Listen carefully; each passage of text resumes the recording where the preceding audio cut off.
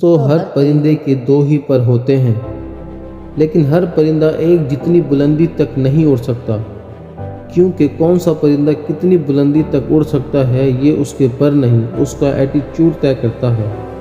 कुछ परिंदे एक दरख्त से दूसरे दरख्त तक उड़ने में ज़िंदगी गुजार देते हैं, वो कभी हवाओं का मुकाबला नहीं कर सकते, जबकि ईगल हमेशा तूफ़ान का तेज़ हवाओं की तलाश में रहता है। जब कभी तेज़ हवाएं चलने लगती हैं, बादल इकट्ठे होने लगते हैं, तो ईगल एक्साइटेड हो जाता है।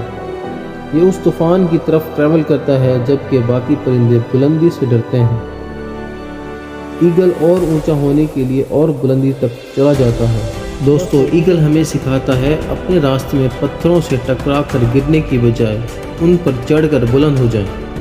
उन पत्थरों को अपने लिए रुकावट समझने की बजाय उनको अपने लिए सीढ़ी बना लें। ज़िंदगी में आने वाली मुश्किलात से डरना नहीं चाहिए, उन्हें फेस करना चाहिए। ये मुश्किलात तो आपको कुछ ना कुछ सिखाने के लिए ही आती हैं, आपको ऊंचा उड़ाने के लिए आती हैं। और दोस्तों, यही बात ईगल को परिंदों का राजा बनाती है। ईगल मुश्किल से बचने के लिए इतना बुलंद हो जाता है कि वो मुश्किल उस तक पहुंच ही नहीं पाती।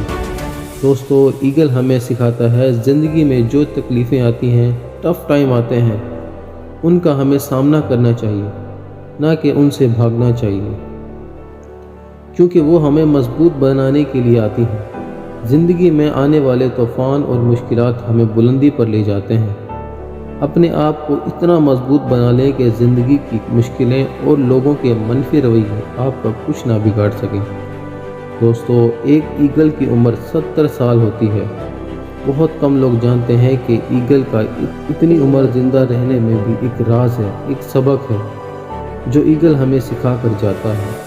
दोस्तों, ईगल जब 40 साल का होता है तो इसकी चोंच टेढ़ी हो जाती है, पंजों के नाखून घिस जाते हैं, उसके पर इंतहाई भारी होकर उसके सीने के साथ लग जाते हैं, जिसकी वजह से ईगल को उड़ान भरने में और शिकार करने में दुश्वारी का सामना करना पड़ता है।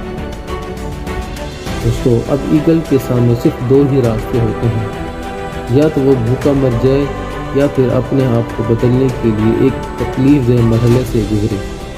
दोस्तों, ईगल हमेशा मुश्किल रास्ता चूज़ करता है।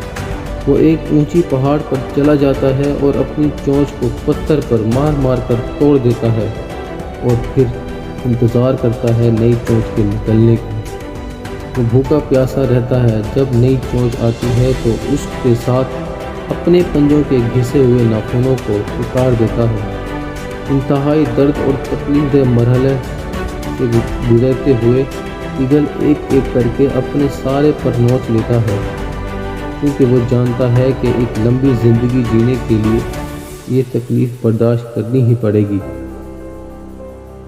और फिर ये वहाँ इंतज़ार करता है नए नाखून निकलने का, नए पर उगने का।